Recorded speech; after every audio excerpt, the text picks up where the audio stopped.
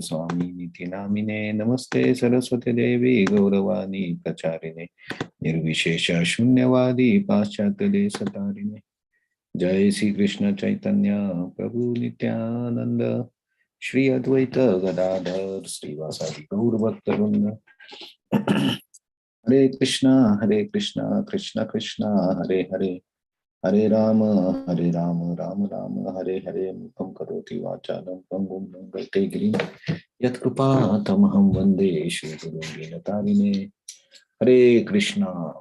So today we'll restart our daily Bhagavad Gita discussions.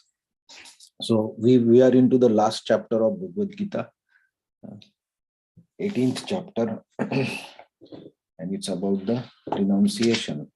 So we have I think we have seen the first two verses before we took a break. But let us read these two verses. Sanyasasya mahabaho tattvam ichchami vedutum tyagasya cha rushikesha prutakvena keshi nishudhana. So Arjuna said, O mighty armed one, I wish to understand the purpose of renunciation, tyaga, and the renounced order of life, sannyas, the killer of Kesi demon, master of the senses. So the two questions are put forward by Arjuna about sannyas and tyag. How to understand this? And so then in the second verse, Krishna starts answering the questions. So kamyanam karmanam nyasam sannyasam kavayo vidhu sarva karma phalatyagam prahustyagam vichakshana. So in the two lines, Krishna explains the two answers. So first answer is like the giving up the activities that are based on kamyanam, so desire. So activities, we should give up the activities which are based on desire for enjoyment. So this is what learned men. So Krishna has used word kavayo. So the learned people, they call sannyas. So nothing for my enjoyment. So this is one type of sannyas. And sarva karma phalatyagam, and renouncing the fruits of the activity is what Prabhus, the great people, call tyag, renunciation. So these two are different things, tyag and sannyas. So now Krishna further explains to give more clarity about these two things. So this chapter actually starts with explanation about the karma yoga, then jnana yoga, then discussion goes to how we can offer our activities to Krishna by understanding the details of the activities. By that we get detached from the fruits of the work. So that is what Krishna is saying, the tyag. And that results into bhakti. So then Krishna glorifies the bhakti and how each and every person in different modes can go to the level of bhakti. And then Krishna gives the final conclusion of Bhagavad Gita. So let us see this third verse today. So we will chant this verse. Tyajyam dosha vad iti eke. Tyajyam dosha vad iti eke. Karma prahur manishina. Karma prahu manishinaha. Yajna dana tapa karma. Yajna dana tapa karma. Na tyajyam iti chapare. Na tyajam iti chapare. So please chant. Tyajam dosha vad iti eke. Karma prahu manishinaha. Yajna dana tapa karma.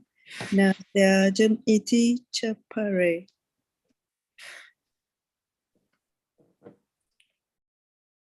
Okay, anyone else want to try?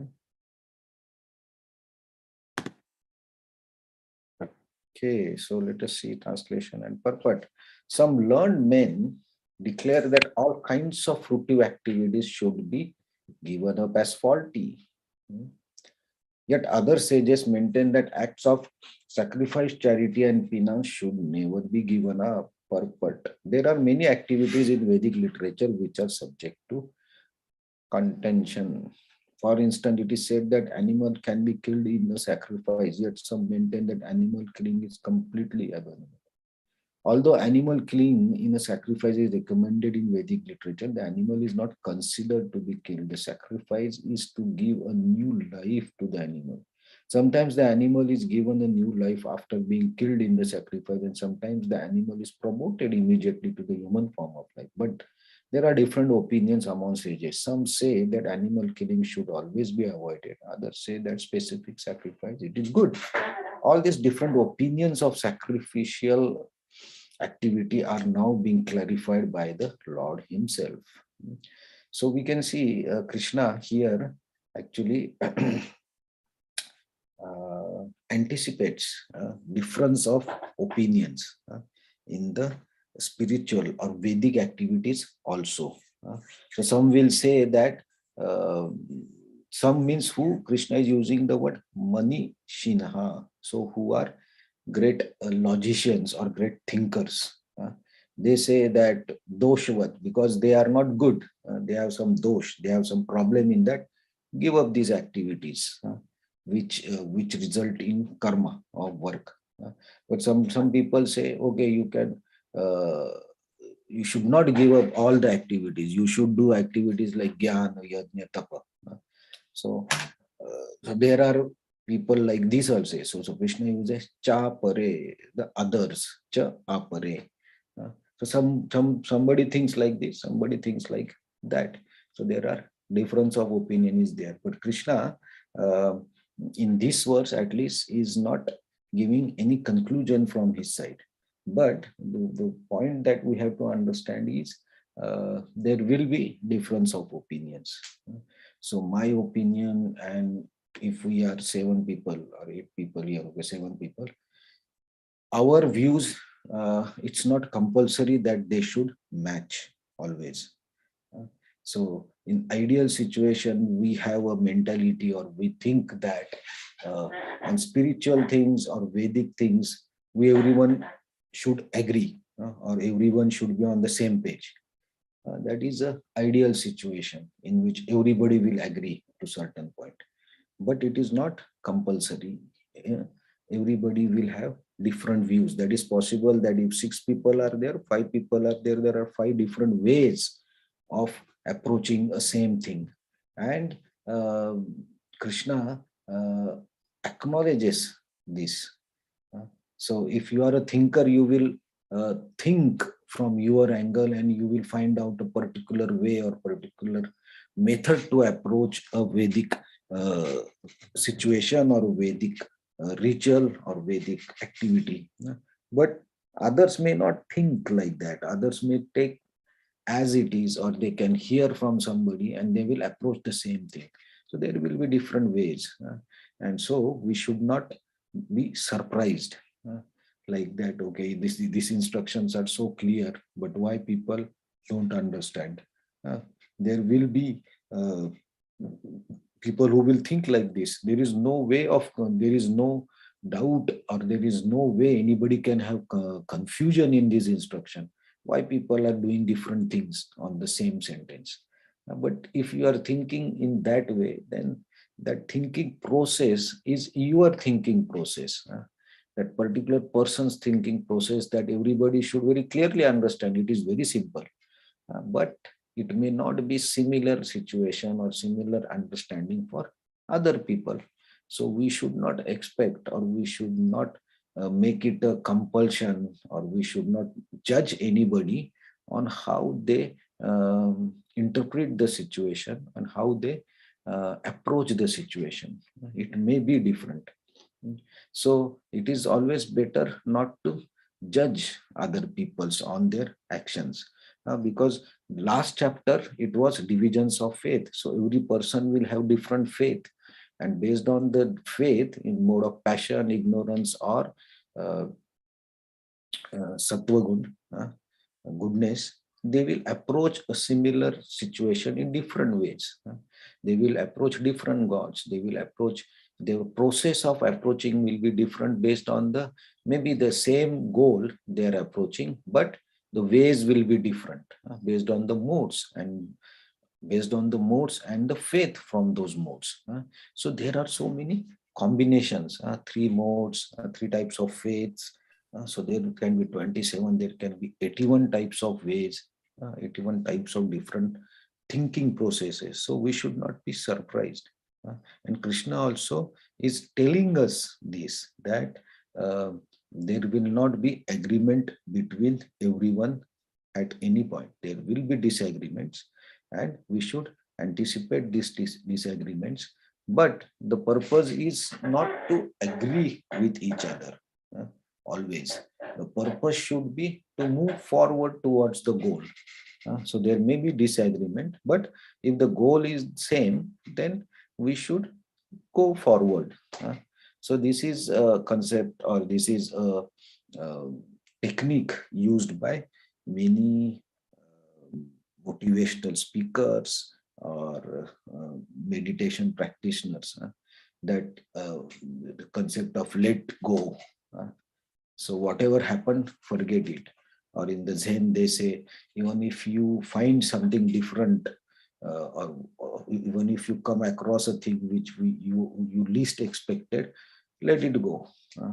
Think that as a particular situation, don't connect it to yourself.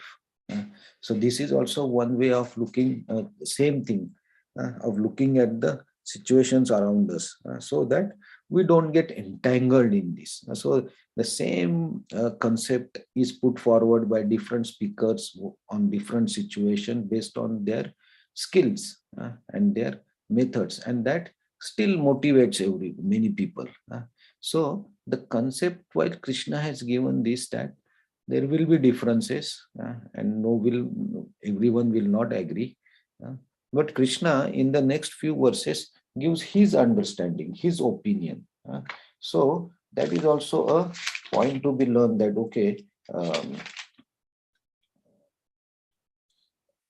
even if there are difference of opinions, you can give your opinion. And even if you give your opinion, you should not expect that everybody will agree to your opinion. There, no one, it is possible that no one will agree to your proposal or to your view. That is also possible. So in this world, this is how this world works, because there are so many combinations of modes and faiths and shraddha, everything. So uh, uh, like Bhagavad Gita, when we say it's for everyone, for each mode, or a person in any mode or any shraddha, any faith category, Bhagavad Gita is applicable. That's why it's a universal book, a universal principle of approaching your life, because it Krishna is understanding, or he is accepting everyone. He is not rejecting anyone. So till now in Bhagavad Gita, we have seen that there are four kinds of people who will approach Krishna. There will be five types of people who will not approach any God. And there will be people who will not think of God. They will not believe in God. But Krishna has not rejected anyone. Krishna says that yes, those type of people are there, and he accepts them. Okay, that yes, this is one of the category. You should not reject. Krishna is not rejecting anyone. So that's why this Bhagavad Gita is a book which accepts everyone and all types of thinking processes. But Krishna takes the conversation in such a way that okay, even if you have different opinion, different approaches, different processes, but ultimately you can go to the supreme goal of your life, or human life.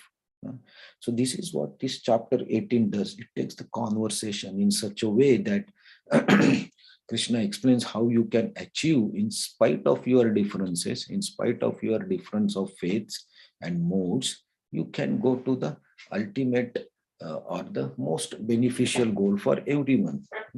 So this teaching, like some learned men declare, okay, somebody will declare something, You should not be surprised.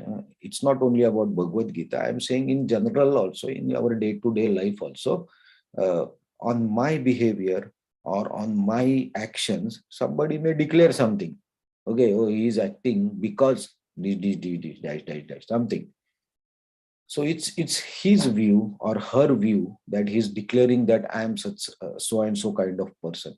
So it is not required for us to go and every time correct each person if they are saying something wrong or they are saying something correct or some changes are required. It's impossible for us to go to each and every person and correct themselves because everybody will put their opinions. Like Krishna is saying, Manishina, a thinker will put his views in words, and somebody chapare, the others will put other views. So it's not required that we should correct everybody. That's not our job. If you go on doing that, then we will be frustrated and our mental peace will be gone because uh, people around us will control our behavior. That is what not Krishna is not advising that. Krishna is saying that there will be difference of opinion, there will be different views. It's okay. That's how it is. That's how this world is. So we should be honest, practical, logical in our behavior with everyone. And after that, what happens? Actually, we cannot control because there are so many type of people in this world that is told in Bhagavad Gita, and Krishna accepts everyone. Right? So these verses are actually very practical, and if we try to apply in our life and our thought process, basically, actually, so many problems of our relationships or maybe our mental health will improve. Uh, no need to go to so many classes or anything. Just reading Bhagavad Gita and understanding how Krishna is anticipating and explaining us what Krishna wants us to do. That way we can actually improve our mental health considerably. Okay, so we'll see the next verse. What should be our approach if these people's different types of people are there and what Krishna is advising. Thank you very much. So thanks a lot for joining today. And we restart the class. And I hope now we'll continue. Because the 18th chapter is the longest chapter, I think 78 verses. So we at least need minimum two and a half months. But at least let's try to continue without a break like before. Thank you very much, Hare Krishna. So any comments, any questions, any reflections, anything anybody would like to share?